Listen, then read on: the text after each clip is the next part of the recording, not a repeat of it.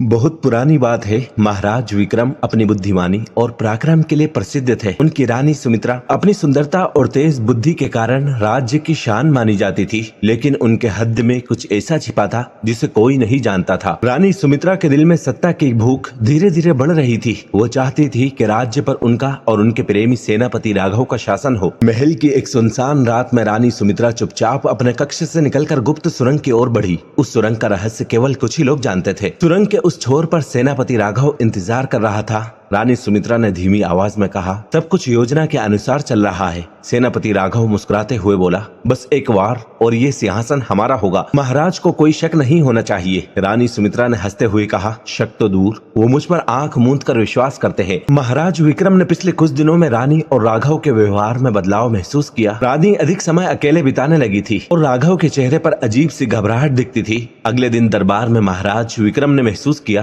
कि राघव की आंखों में कुछ असामान्य था। उनके कदमों में अब वो वफादारी नहीं दिखती थी जो पहले हुआ करती थी। महाराज के मन में शक की चिंगारी जल उठी। महाराज ने अपने सबसे भरोसेमंद मंत्री सुदर्शन को बुलाया और कहा, मुझे रानी और राघव के व्यवहार पर शक हो रहा है, उसकी गहराई से जांच करो। सुदर्शन ने महाराज के आदेश को गंभीरता से लिया और अपने गुप्तचरों को सक्रिय कर दिया। एक दिन महाराज ने देखा कि राघव देर रात महल के पिछले हिस्से में जा रहा था। ये जगह आमतौर पर वीरान रहती थी। महाराज ने इसे संयोग मानकर नजरअंदाज किया, लेकिन उनके मन में शक का बीज लग चुका था। सुदर्शन के गुप्तचरों ने देखा कि रानी और राघव अक्सर गुप्त सुरंग में मिलते थे। एक रात उन्होंने उनकी बातचीत सुनी। रानी सुमित्रा कह रही थी कि अगले सप्ताह महाराज के लिए एक विशेष रात्रि भोज का आयोजन करेंगे और उस भोज में जहर मिलाकर उनका अंत कर देंगे। राघव ने ठहाका लगाया। गुप्तचरों ने ये जानकारी सुदर्शन को दी, जिन्होंने तुरंत महाराज को सब कुछ बता दिया। महाराज को गहरा धक्का लगा। वो चुपचाप सोचने लगे, मैंने जिस पर सबसे ज्यादा भरोसा किया उसने ही मुझे धोखा दिया। महाराज विक्रम ने अपने सबसे भरोसेमंद सैनिकों को बुलाया और पूरी योजना बनाई। उन्होंने तय किया कि रानी और राघव को ऐसा ही लगे कि उनकी योजना सफल हो रही है, हम उन्हें उनकी ही चाल में फंसाएंगे। रानी ने महाराज को एक विशेष रात्रि भोज के लिए आमंत्रित किया। भोज का आयोजन बड़े धूमधाम से किया गया था। महल के हर कोने को सजाया गया था,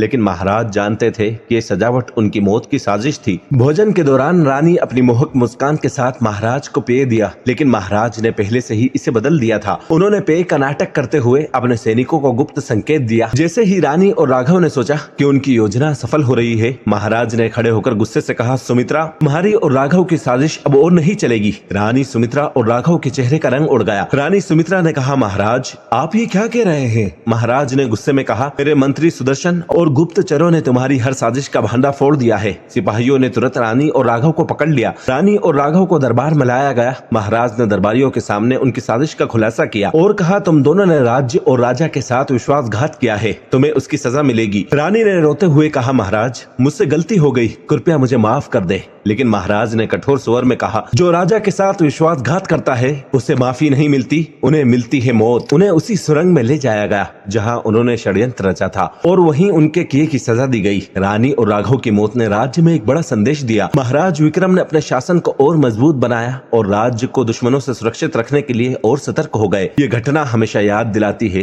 कि सत्ता की भूख और विश्वासघात का अंत हमेशा विनाश होता है।